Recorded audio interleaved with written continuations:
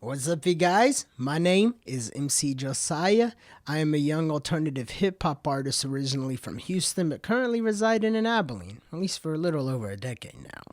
I wanted to do a little quick tutorial for you guys on I guess what I'm doing in this tutorial is showing you all a bit of my drum building techniques. Like, how do I build drums? How do I design drums? And how do I get them in my current tracks that I'm making? So, let me see. Right here, I got a copy of Logic Pro 9 open, which I upgraded from Logic Express 9 to Logic Pro 9 recently, so yay me. But anyway, so I got right here a basic song starter template I made open. I got this channel right here is the drum machine I used to build the drums, and then these are all the other channels I have. I have like a bass channel and then 3 instrument channels, and then these are sample channels. I normally don't use them for the mic like I'm using now, but just in this case I'm using it for the mic to save time. But anyway, how do I make drums here in Logic Pro 9 for all the current songs I'm working on and some of my open mic beats? Well, let me start that. First, we have to have a channel for your drums. You can either create it from scratch or have it in here in a template like I do. Then you got to go to the mixer down here and go to the channel that the drum track's on, which is Ultra Beat, and then you can double click it. And I got to drag into this screen. Hold on, it's on my bottom screen. Let me see. There we go. So this is Ultra Beat. It's a pretty good drum machine here in Logic Pro 9 I like.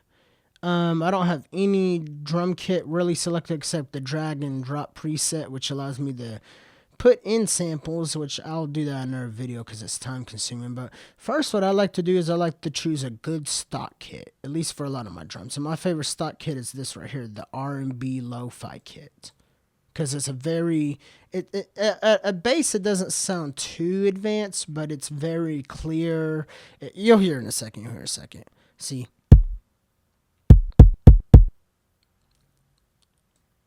Let me see if I can change the size of this. Okay, hold on.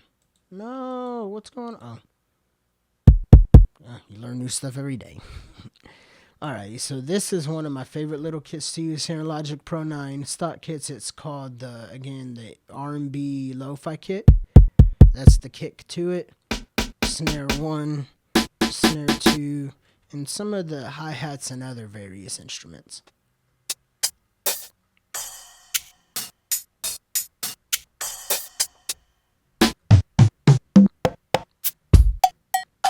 Alrighty, so we got that there. So after choosing a drum kit, which I normally choose that one, I like to go with the tempo. Now we're going to do something very easy because I don't feel like trying to redo these little drum patterns over and over again, but make it about 90 beats a minute. Yeah. Let's play the metronome, make sure we got it. Good, we got it. Alrighty, y'all, and I'm going to turn on the drum kit a little bit now so that way it doesn't overpower the metronome too much, about 5 dBs. And then we're going to go ahead and come up with the basic drum pattern. I'm going to show you how I use my MIDI keyboard now, because this is the next step of making how I make drums is the MIDI keyboard. So, oh, crap, bumped the mic. But see, use that. Anyway. So let's go ahead and do a little drum beat. I'm going to do one more little thing real quick. Right click on that. Drag this into the main screen so you know what I'm doing. Change this to 2 bars. And then we're going to do merge with selected regions. And then let's have some fun. I'm going to just play a random drum beat on my keyboard, starting with the kick and the snare pattern. And then I'm going to layer some other drum patterns.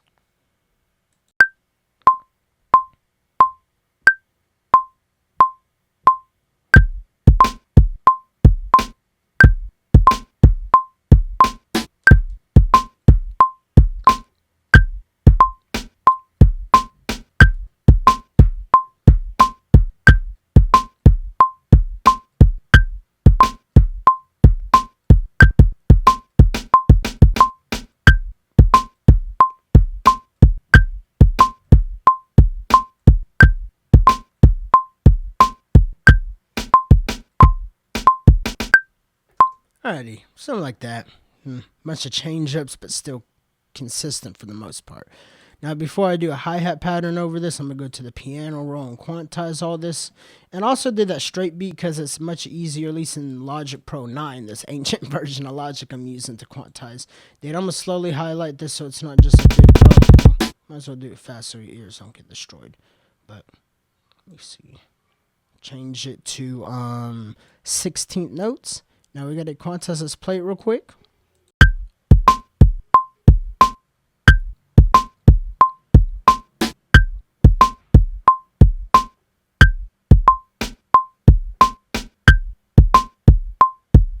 Let me turn off that metronome too. It's kind of annoying me.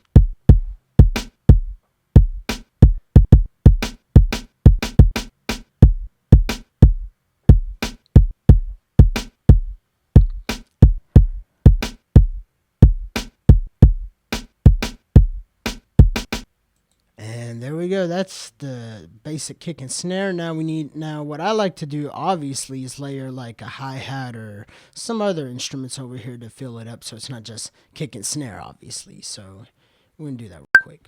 I'm just going to have fun. I might do this 2 or 3 times. Let's have fun.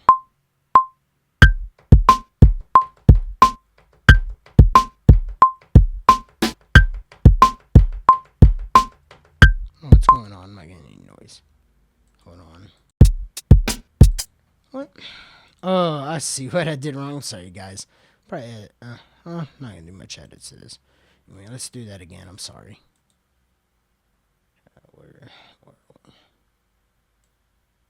Okay, there we are. All right, let's do this again.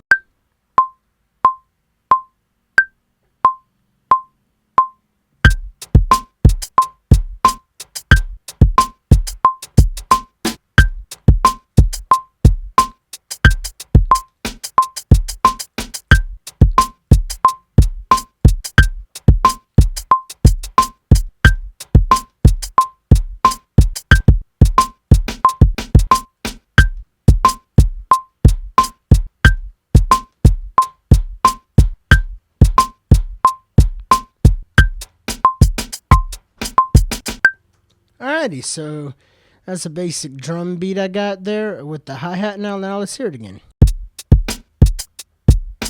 Oh, let me quantize it first. I forgot the quantize part. Always, it's goofy. I'm going to hear quantize select notes. Now let's hear it.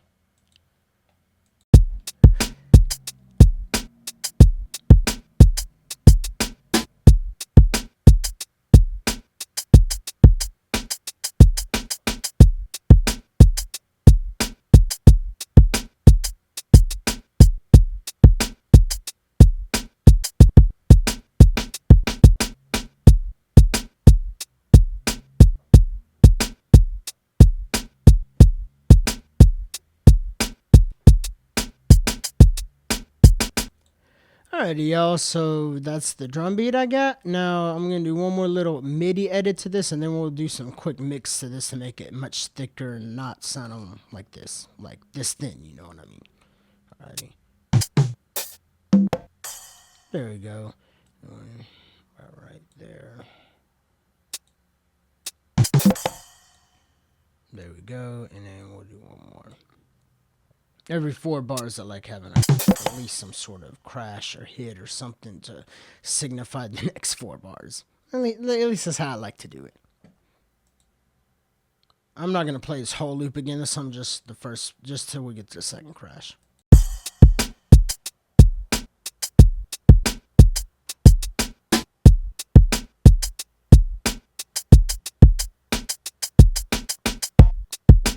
Oh. Sorry. So I'm just gonna hear that real quick. There we go, I got it. Sorry, that was a really goofy mistake. And it's right here again too. Okay, there, I fixed the mistakes. Josiah has fixed the mistakes. He is awesome. Anyway, yeah, so we got that there. A crash at every 4 bars to... Let's hear that one more time, because, you know. Anyway, we got that. So now what we need to do to make this not sound so plasticky and computery is we need to do mixing. or at least what I do to avoid this plasticky sound. So what I do for the mixing is the very first thing I got to do is basic volume adjustments to these drums. You know what I mean? Because this is turned down, and look at it. It still says it's peaking even though it's turned down. And when it comes to music in general, any professional music or audio work you're doing, you don't want to peak. Even if you're looking to get like a distorted sound. Like there's much better ways to get distortion than peaking. I'll say that. But anyway, let me start by going into the Ultra Beat thing. Ultra Beat drum machine I've set up, and I'm going to start by routing these to this mixer down here I already have set up. I don't have to do all that work because it would take a lot of time. I did it in my free time. So we're going to do that.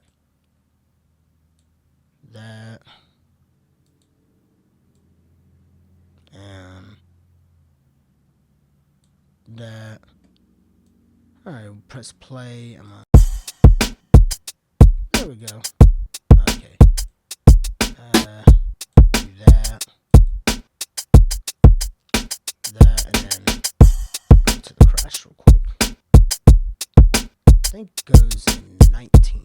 No, not 19. I'm stupid, man. Okay, right here. Alrighty, so we got them in channels. The snare and the hi-hats aren't necessarily peaking. They're just whacking their volumes right now. But this kick needs to come down, so we're going to bring it down some.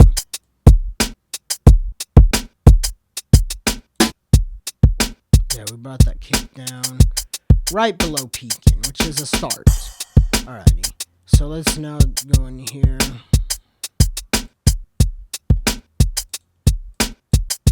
I would use that now, but I'm actually just going to turn these hi-hats down manually in here. Go to here. Oh, come on, man, it's being goofy.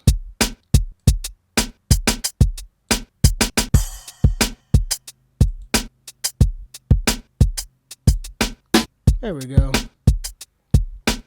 Brought everything down, and then the crash them. Alrighty, so we got at least some, I guess, decent volumes. Now we're going to start with EQing. Now, when it comes to drums, I generally put an EQ on each individual drum, but mainly for sculpting the sound. I don't actually do this for like correcting the sound. More like sculpting it. Bring this EQ in here. With the kicks, I like to go about here, boost it. Here I'm gonna go to about 40 hertz and cut it so that's not low in there. Take this to somewhere about there, make it smaller, and then finally like to have a little high end punch in the way. Not high end, but kind of mid or high range. Mid-high range, yeah. Sorry about that. So that's the first thing.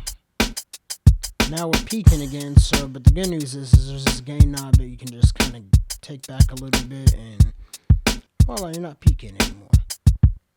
Now EQ the snare. Try not to make this long, y'all, but might reach the 20-minute mark.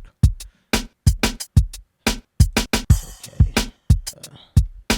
Snare. Now, with most mid-range and high instruments, unless they are... Hold on, where is the screen?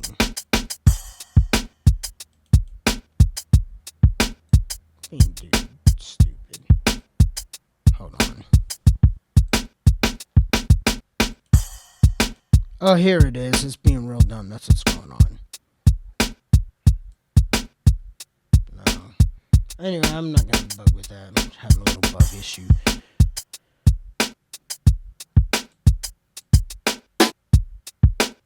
No.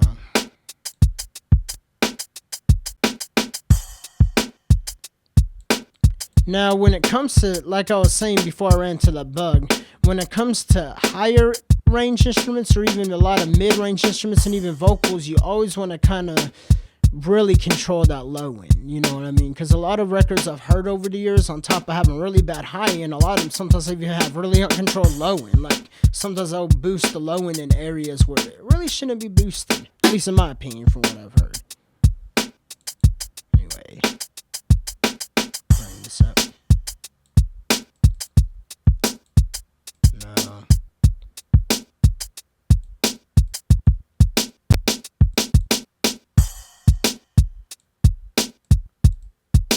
Alrighty. Now, before I do any work to the hi-hat, let me make sure I'm not peaking. No, I'm not peaking. I was peaking for a second, but now I'm not. Okay. What's going on? I got text. Hold on here, guys. Oh, hold on. Let me answer this real quick.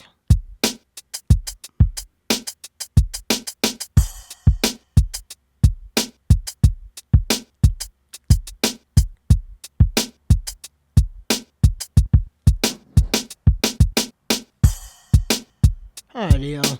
So, sorry I had to answer a text real quick. I'll probably edit that out. Anyway, so before we move on to the hi-hat and the crash, I want to go with the little saturation on the kick and the snare. But very, very controlled saturation. So we're going to meld the production again.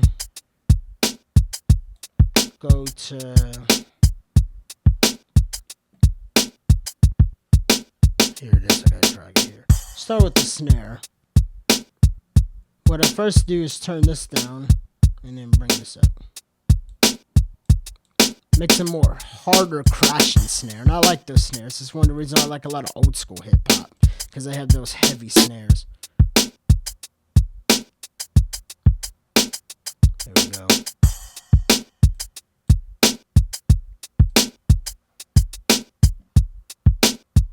Alright, so we got a, it's not peaking, but it sounds more denser and louder.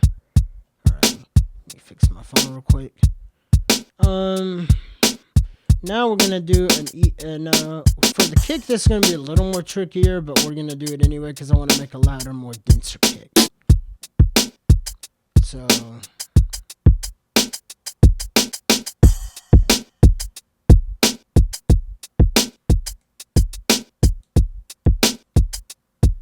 Something like that. But I don't want too much punch into it because it will, let me see. There we go. We're still, let me bring this up a little bit. I like to try to keep the kick and snares even in my at least in my style of hip hop. But let me know if that's actually more of a preference thing. But yeah, I like to keep these equal. Alrighty, so we got the kick and the snare there. I'm actually gonna bring the snare down a little bit now because it's a little too loud. There we go. Now the hi-hat. Now the hi-hat, I like to do this in reverse because I like to emulate more of a condenser mic record and hi-hats than, you know what I mean. It's hard for me to describe philosophy, but first, instead of the EQ, I'll add the saturation first.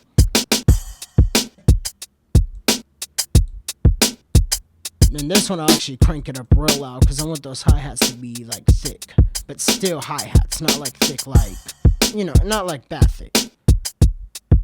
Bring this up to here.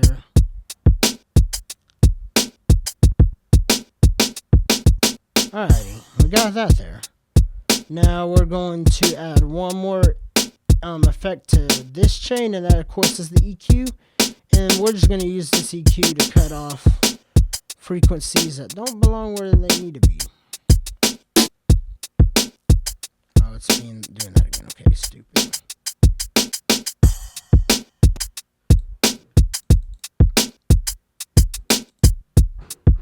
Also, coming off this area, because this area is more where the vocals kind of sit, when at least what I normally come across when I'm mixing vocals.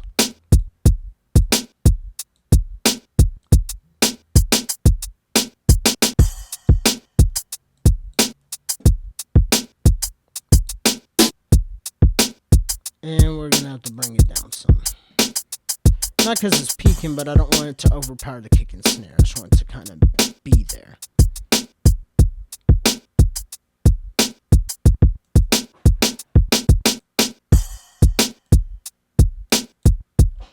There we go. Oh, hold on. That's sorry for the background noise, y'all.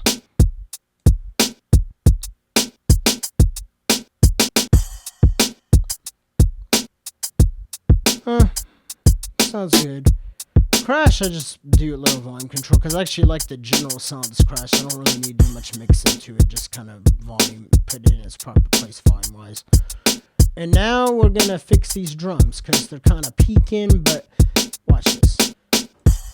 So on the master channel for the drums, not the whole master channel for the song because this would be retarded to put on the whole master for the whole song, but just for the drums alone, at least what I do in my style, saturator and EQ again.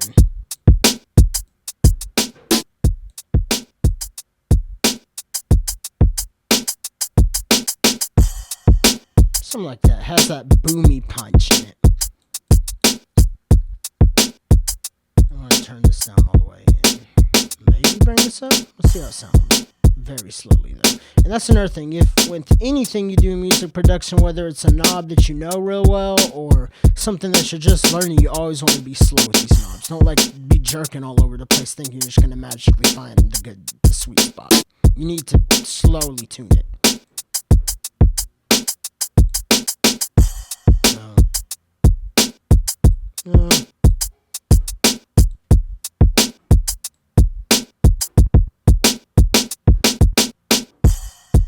There we go. We got that taken care of.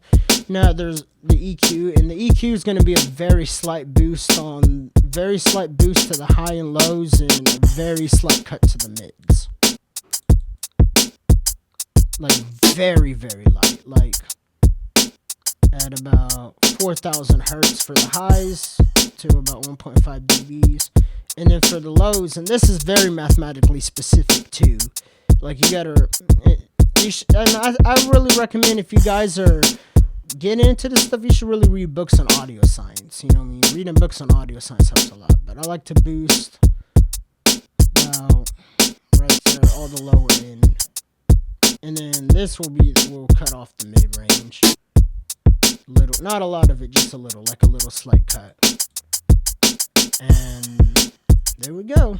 That's the basic of how I make drums. Now I do want to do one more thing before I get out of here, and that's reverb, because it sounds a lot thicker and denser now. Okay, hold on, pause this. It sounds a lot thicker and denser now, but without reverb, it's still very plasticky. So let me do a little reverb spot, and then we'll wrap this up, because I'm getting at 22 minutes, and I see myself on the camera. I know a tiny bit's gonna be edited, but yeah. Anyway. Oh crap, I'm stupid.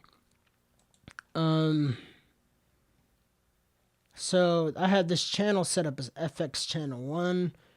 What I like, at least ever since before I had Logic Pro, I used to use Silververb. But since I got Logic Pro, I've been using Space Designer. So we're going to load Space Designer up. I'm going to drag the GUI of it here into the recording screen. And we're going to, oh, hold on, it's being slow. Alrighty. So for these drums, I like using like very large space drums, but we'll just do it the preset for now. I'm not going to really tweak with these knobs. I'm just going to do a preset. Let me see. I like maybe a hall.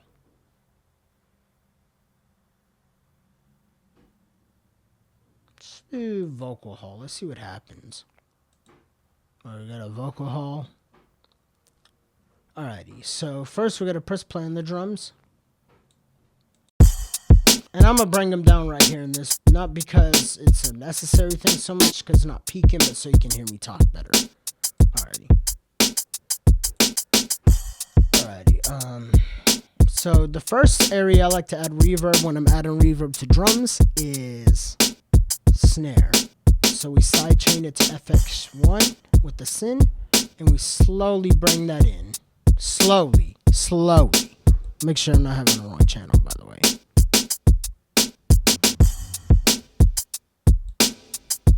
See, you already hear it coming in. That's a little too much. About there. 17% reverb on syn 8. Now we're going to go to, let's see, we're going to go to syn. Same thing here with the hi-hat. Syn FX1. I also like to add reverb to my hi-hats.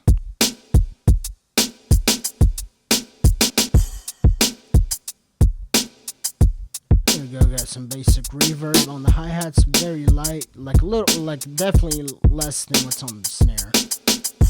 And then the final instrument I'm gonna add some reverb to is the crash. You don't know, there are some rare cases in certain genres where you can add reverb to the kick as well, but in the specific genre I do, which is hip-hop in general, most subgenres of hip-hop don't fare well with reverb on a kick.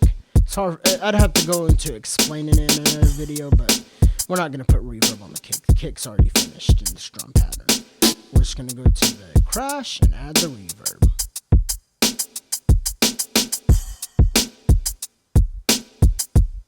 And we're actually going to add a little bit more reverb than what both these have, because I want the crash to kind of ring out like a real crash. Still need more.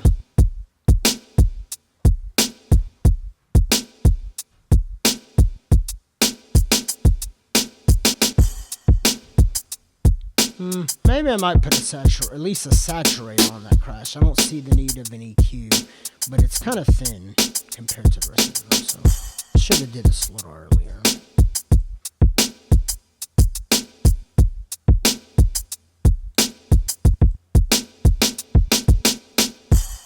Much better, much better. I like that better. Oh, almost screwed up there. Alright, let me see if it's peaking or not. Let me see. Nope, far from it. Okay, good. Now let me look at overall drum patterns. Good, and that's about it, y'all. Alrighty. Let me play it back one more time without talking, and then we'll wrap this video up.